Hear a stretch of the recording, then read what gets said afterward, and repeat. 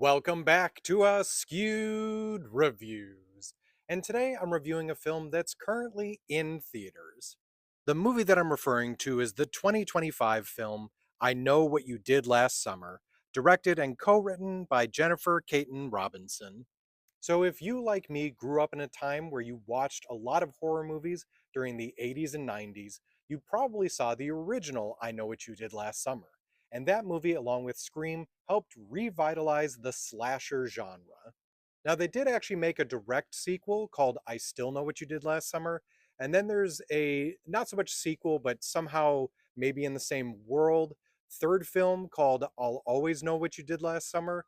This is the fourth film in the series, and it is kind of a requel. It's almost a reboot, but it is also a sequel at the same time. And technically, it does make references to the first two films. I don't think it makes any references to the third one. Now, just like the first film, we have a group of friends that are the late teen to early 20 type characters, and they all decide to go out partying. It's right around 4th of July, just like the other previous films were as well. Now, they decide to go to this curve on the road that is apparently the best spot to watch the fireworks. Now, as they're hanging out there, they unfortunately are in the middle of the road, causing a truck to swerve, hit the embankment, and almost go off a cliff. The friends try and stop it from falling, but it ends up doing so anyway. At this point, the friends have now decided that this is something that they have to keep as a secret. They can't let anyone else know, so they all promise that they won't mention it ever again. And just like the first film, we now jump ahead to a year later, where one of the members of this group receives a very similar note saying, I know what you did last summer.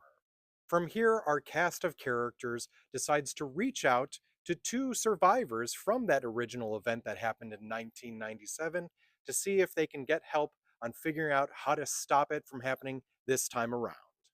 So I'm not really going to mention anything else from here about the plot. I'll leave that up to you to see for yourselves. The original film I thought was entertaining, but I was never the biggest fan of it.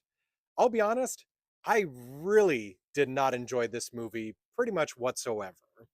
So for me on my scale, I'm giving this one a 1 out of 5. And now I'm about to go over why it got that rating. So, as a quick heads up, if you haven't seen the new film, big spoiler warning ahead. I'm about to talk about a lot of things that do get revealed because I just have to vent. So, the first thing I want to mention with this film that really just drove me crazy is the accident. First of all, it's a bunch of people hanging out, one of them in the middle of the road. They end up causing the accident because they're in the middle of the road. Here's the thing that just drove me crazy about this. All of the friends try and go help this person before the truck flips over the cliff. If you called the police and mentioned what was going on, the fact that they were dumb and stupid and hung out in the road and that there was an accident, I cannot imagine that they're going to come down on you as hard as the situation that had happened in the first I Know What You Did Last Summer. That one, they were really being terrible people. This, it made no sense to me whatsoever. My next complaint is about the legacy characters. Now, it makes absolute sense to have them come back into this, but the way that they were written in, it felt like they were being shoved into this story. Like, it just didn't feel natural to me. Another thing I want to mention is about the killer or killers. Now, I won't reveal who those are yet if you haven't seen the movie, but the reasonings why the two killers are doing what they're doing also made zero sense whatsoever. And the feats that they accomplished in this movie also just would not work at all whatsoever. As to the good points of this film, I'll say this. There were some cool kills. And if you were a big fan of the original film, you might actually really enjoy this one. Me personally, I just didn't. So if you've seen this one already, please let me know what you thought about it in the comments.